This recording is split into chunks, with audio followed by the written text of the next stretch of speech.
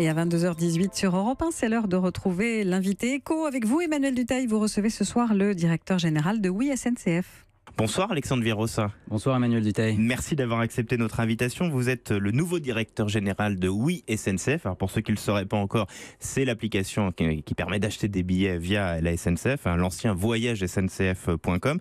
Si on a eu envie de vous inviter ce soir, c'est qu'hier vous avez annoncé une assez grosse innovation quand même à votre niveau, une nouvelle façon finalement de se déplacer. Alors vous n'avez pas inventé de nouveaux trains ou ce genre de choses, mais en se basant sur le digital, maintenant, jusque-là grosso modo, votre métier c'était d'aller à un point A à un point B dans des gares. Maintenant, c'est de partir de chez moi et arriver jusqu'à chez mes amis ou à mon Airbnb ou à mon hôtel parce que vous agrégez toutes sortes de données. C'est ça la révolution ?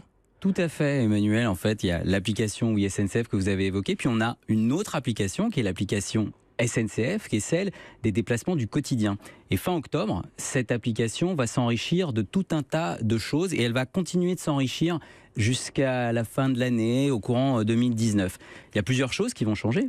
Il va y avoir de plus en plus d'informations, de l'information en temps réel, parce que dans le déplacement, il n'y a pas que l'information théorique, il y a des aléas. Les aléas, on va les récupérer, des trains SNCF, mais aussi des trains RATP. C'est-à-dire qu'on sera enfin informé quand notre train est en retard. C'est ça que vous voulez nous dire ? Vous êtes déjà, je pense, bien informé, beaucoup mieux informé. Là, vous serez informé sur tout un tas de modes de transport, les nôtres, mais aussi ceux de personnes avec qui nous collaborons.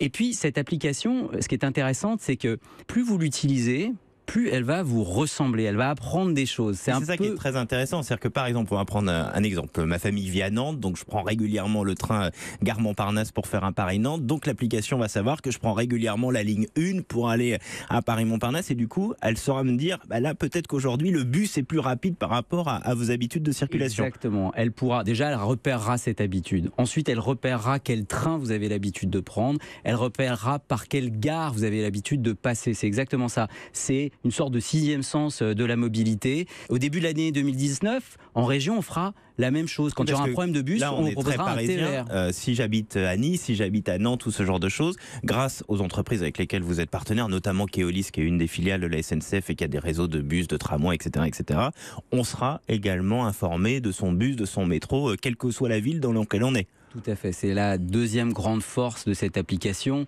C'est sa force, sa puissance géographique. S'il y a 12 millions de personnes qui l'ont déjà, c'est pas un hasard. Elle couvre 70% déjà de la population française. L'objectif, c'est 100%. Il n'y en a pas d'autres qui fassent ça. L'idée aussi, c'est de pouvoir encore mieux comparer parce qu'aujourd'hui, déjà, pour ceux qui sont un petit peu habitués au site Oui SNCF, on a les Ouigo, on a les bus, mais on a les produits de la SNCF. Là, on aura une palette un petit peu plus large entre les taxis, entre les bus. Alors, toujours un peu comme dans votre environnement de la SNCF, vous n'allez pas tout faire de cadeaux à vos copains, ce qui est à peu près logique.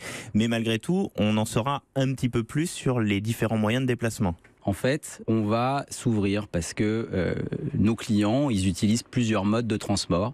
Et nous, notre maison, elle est ouverte. Et ça veut dire quoi ? Ça veut dire que progressivement, et ça, à la fin de l'année, on l'annoncera, je ne peux pas vous dire qui, on intégrera des gens qui font du VTC. C'est comme, par exemple, c'est ceux que vous allez dire qui, mais parce que vous n'avez pas encore signé ou c'est encore confidentiel ? C'est parce que c'est encore confidentiel. Donc on est vous en savez discussion. Qui c'est, vous ? Mais je sais qui c'est et dès que chauffeur privé, je vous dirai. Mais ça peut faire partie des gens auxquels vous pensez. Moi, j'en ai VTC. cité qu'un, Non, mais il y en a plusieurs. Il y a chauffeur privé, il y a Uber, il y a Taxify, il y en a d'autres. Deuxième point qui est important, c'est que ce sera un peu comme une place de marché où vous pourrez en un seul paiement avoir accès à et payer ce transport-là. Donc vous sortirez pas de l'application. Vous n'êtes pas philanthrope. Le but, c'est quoi ? C'est que plus que jamais, on vienne acheter notre train et qu'on bénéficie des partenariats que vous aurez noués autour. Du coup, c'est tout bénef pour vous. Le but, c'est de faciliter la vie des Français dans un monde qui est de plus en plus compliqué. Il y a une urgence aujourd'hui. On fait pas ça. On fait pas ça par hasard. La question à l'inverse.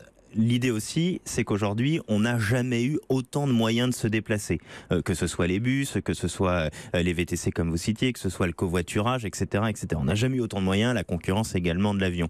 L'idée, c'est aussi de réussir, j'imagine, à prouver que vos moyens de transport sont souvent, de votre point de vue, les plus intéressants. Donc quand même capter la clientèle et surtout qu'ils ne partent pas ailleurs. L'idée, c'est de continuer, et on l'a continué d'avoir un temps d'avance pour proposer tout un tas de solutions à l'ensemble des Français. Et évidemment, le train est un excellent candidat pour le déplacement, mais vous le disiez, le point important, c'est d'aller d'un point A à un point B, pas uniquement de vendre un billet de train, même si évidemment, il y a un moment où il y a un billet de train, mais l'important, c'est cette multimodalité. Il y a 75% des Franciliens qui ont déjà essayé une nouvelle mobilité. Ça veut cette dire extension. Autolib, Exactement, les Vélib, ça veut dire qu'ils s'y intéressaient, ça veut dire qu'il y a de l'appétence. Mais ils sont que 3% à l'utiliser régulièrement. Donc ça, c'est pas une bonne nouvelle. Ça veut dire que après, c'est compliqué à organiser. Ce qui est important, c'est d'organiser tout ça, et c'est ça qu'on va faire avec cette application. On leur propose créer une autre appli à côté. Ce que vous disiez, il va y avoir 2 applis.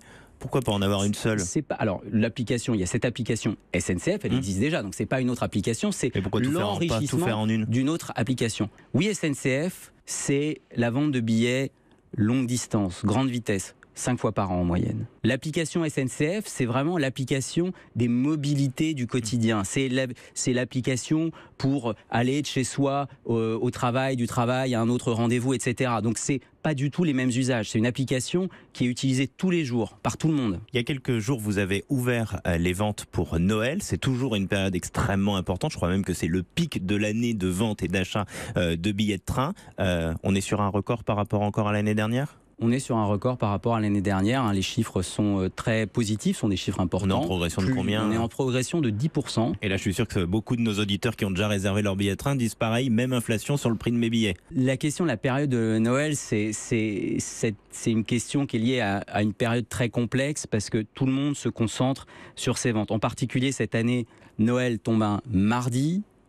Les gens font le pont lundi. Je ne sais pas quand est-ce que vous avez prévu de partir, mais le samedi, j'ai acheté mes billets. Ce que nous on a observé, beaucoup de gens sont dans votre situation, c'est que tout le monde a voulu partir au même moment. On a vendu, d'ailleurs dans la continuité, 40 billets par seconde. Ça veut dire qu'on remplit un TGV toutes les 20 secondes, donc c'est colossal, c'est absolument colossal. Et malheureusement, tous les petits prix, et des petits prix ont été injectés, tous les petits prix sont partis très très vite. Alexandre Viros, vous êtes le directeur général de Oui SNCF. On termine chaque soir par une question un tout petit peu plus décalée. Je vais vous demander d'être le plus honnête possible. Vous n'étiez pas là quand il a été décidé de changer le nom de l'application voyagesncf.com en Oui SNCF. On vous aurait demandé votre avis, vous auriez dit que c'était un super nom, Oui SNCF ? Moi j'étais de l'autre côté, vous faites bien de le souligner. Moi j'ai regardé ça avec beaucoup d'intérêt parce que c'est un choix important de changer de marque. Moi je trouve que c'est un excellent nom parce qu'il y a une famille de produits Oui, là, quand des vous le Ouigo. testez, vous avez l'impression qu'aujourd'hui la notoriété Ce qui est marche. intéressant, la notoriété, vous savez quoi, elle marche très bien. On voulait qu'il y ait un Français sur 2 qui comprenne ce que c'était que Oui SNCF au bout d'un an. C'est ce qu'on s'était fixé.